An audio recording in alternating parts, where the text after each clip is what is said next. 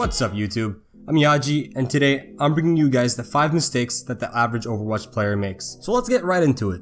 Mistake number 1, overextending. Overextending plays a huge role in whether you win or lose games. Here's how it usually goes.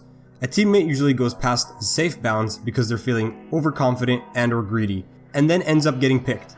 Now the enemy team is grouped up and ready to capitalize on your mistake.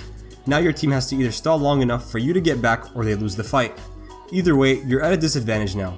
The best thing to do is to notice yourself when you go past the safe bounds and get ready to defend the enemy's push. It can be easy to fall into the trap of overextending, but it's easier to stop once you notice yourself doing it. So the next time you find yourself going for that one last kill, ask yourself, is this really worth it?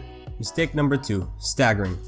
Getting a team to group up instead of going into the fight one at a time to just die seems like the hardest part of playing Overwatch. I'm sure a lot of you guys have experienced staggering at one point or another. This is where one person tries to help their teammate but ends up dying because they simply don't have the numbers. Instead, try to look at the kill feed to decide whether it's safe to go in or whether you should group. A lot of time is wasted staggering, and the quicker you notice it and point it out to your team, the faster you'll be able to make a more coordinated push. Not to mention, it also gives the enemy team free ult charge. Mistake number 3, not utilizing the kill feed. The kill feed has a lot of useful information that can help you avoid mistakes such as staggering, or whether you should use an ultimate or save an ultimate, when to push so you can capitalize on a pick, or what ultimates have been used and so on.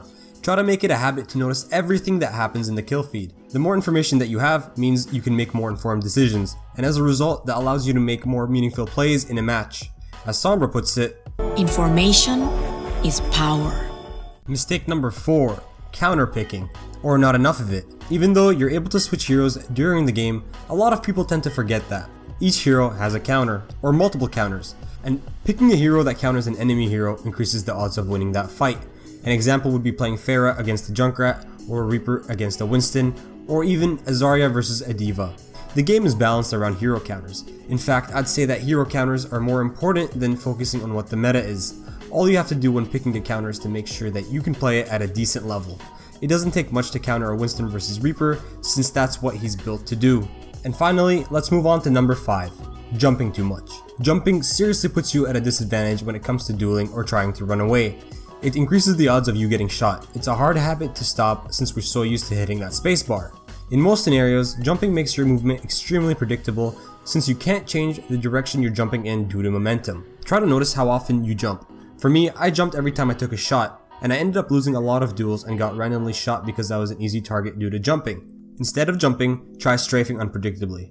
It makes surviving much more easier, but the hard part is getting rid of the bad jumping habit. Here's an exercise you can try the next time you find yourself in a 1v1 duel. Go into arcade and practice not jumping in a 1v1 mystery duel. This is how I got rid of my bad habit, since I would go in there with the intention of practicing not jumping. Otherwise, you might have a hard time in an actual competitive game since it's the last thing you're going to worry about. And remember to replace your jumping habit with the strafing habit. That means hitting your A and D keys unpredictably while dueling. Well, that's all I have for you guys today. Hopefully I brought to light some mistakes that you didn't even know you made, and if you guys haven't already seen my first version of the common mistakes people make, you can check it out here. And as always, I'll see you guys next time.